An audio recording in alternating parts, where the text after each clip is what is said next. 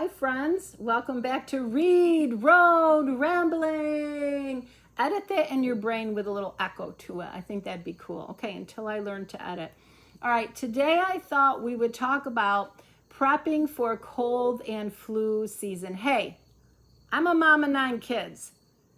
I've gone through lots of cold and flu seasons, right? So why not be a little bit ready? Why not be set so no one has to panic? Have a few things on your shelf. I want to start with the over-counter pharmaceuticals, medicines that I would pick up to have on my shelf for any cold and flu season. The first one is I love Mucinex. Love it. Works great for the chest. You don't have to get the Mucinex brand. Just get, as long as it has the gofacine in it, that's what you want. Second, they say it doesn't work, but I love Sudafed. I love it for the head. I love it for short term. I have found it to be successful, so I don't know what they're talking about. Okay.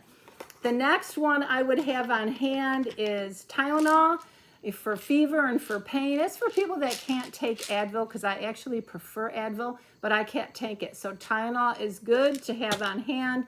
And then the old trusty My Favorite Advil. I always have this on hand for the kids because I think this works pretty good for pain, for inflammation, and for fevers. The next thing, if you're a chick, don't forget the Midol. There you go. Always have some Midol on hand.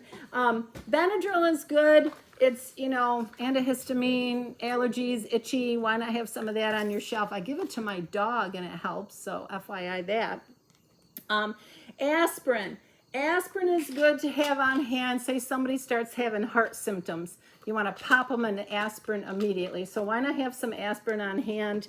And the other thing I do, I take fiber on a daily basis because it keeps me regular. I like this stuff. But fiber or this stuff, this works if you're really bound up. So, hey, you don't want to get into a time when it's a big snowstorm, you can't get out. How horrible would you feel? So why not have some of that on hand? Okay, a short note on your prescription meds. If you're a person who has prescription meds that you rely on, pay attention to those. See if you can get a 90-day supply. A lot of insurance companies allow you to do that, and that'll give you, 3 months of medicine, which would be good to have on hand. Refill your prescription meds as soon as you're able. A lot of times the insurance will let you 7 to 10 days ahead refill your medicine, and if you refill it and pick it up, it gives you a couple extra pills, to work with over time. So that's not a stupid idea. Know your alternatives. Say, okay, for me, I'm on a blood thinner, right? I know I'm on a blood thinner. There's a reason I'm on a blood thinner, but if I couldn't do it, if it was out of stock, if I was shut down, I would take aspirin. I'd take 1 aspirin a day. I already know that. That is what I would do. So have alternatives to your medicines. I know for me, I highly rely on this medicine, but if I couldn't get it, this would be a okay, try it thing, okay? So I know that, and that's what I would do. Say I couldn't take my AFib medicine, right? Say I couldn't get this. I would take what I have and cut it in half. And then I would cut it in a quarter. So think about your prescription medicine so you're not like shocked or sidetracked if something shuts down, if you can't get to the store, if you're too sick to go out. Have a plan. One thing I'd like to mention is if you are on any head medicine like anxiety or depression, I'm not on any of those, but I do have some kids that are, and that's a medicine you can't just stop. So know your medicines. Know which medicine you can just stop and know which medicines you have to wean off. Be your own best friend and doctor here. You can research this stuff. If you're on a head medicine, you're going to have to cut it in half and cut it in quarters and wean down. You never just want to stop that stuff. Same as seizure medicine. I got a couple girls on seizure medicines. One is low enough that we know she could safely just stop it, okay? The other one, she would have to wean off. So do your research and know your medicines. Okay, now these are just tools. I want to encourage you this fall and winter, use your tools. Don't be ashamed of it.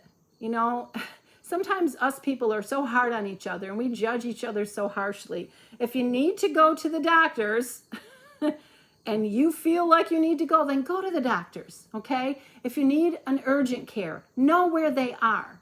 Have the hours posted on your fridge. Then you know I can get to this urgent care.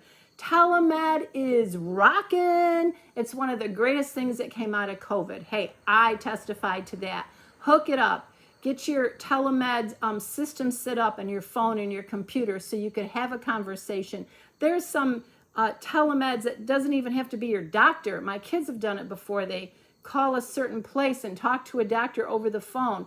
There's places you can go to get help if you need. The other thing is sign up for your patient portal. Your doctor's office, your hospital should have a patient portal where you can quickly send a note to your doctor, have a question about something, need a refill about this. I'm not sure, should I be seen for this? Patient portals are awesome. I love them, and it's a little source of, into the doctor. It gets a lot quicker to the doctor, I found, than calling and leaving a message. So, get your ducks in order. We're going into fall and winter. It's nothing to be scared of. We've gone through what? I've gone through 61 fall and winters, right? It's nothing to be scared of.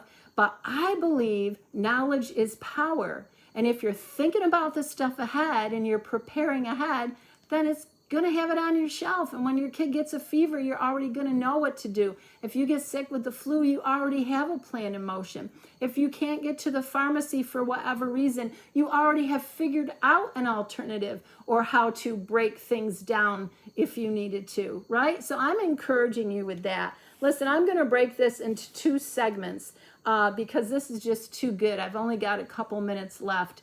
Fall and winters come and go.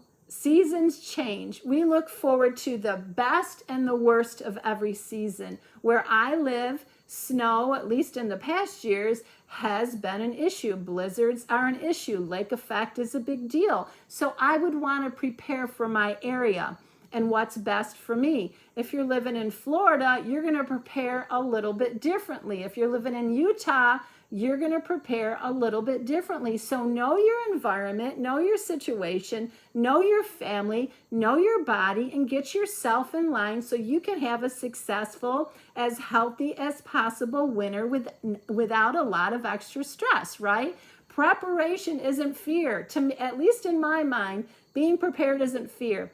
Being prepared with some stuff on hand makes me feel empowered, and it actually alleviates stress for me. So I just want to encourage you with that as we're going into fall and winter months. Soak up, the last rays of sunshine, however this fall is going to pan out for us. We always look forward to Indian summer, right? That's always a fun one when it gets cold and then it frosts and then this beautiful week of beautiful weather comes back and we all bask in that. So enjoy your moments, enjoy your days. Don't be stressed out. Preparation is, in my opinion, a good thing, and I am 100% confident that you can do this. All right, I'll be back next time with some good ideas to stay healthy and some really cool stuff that I have on hand to feed my family when they're in need. Thanks for joining.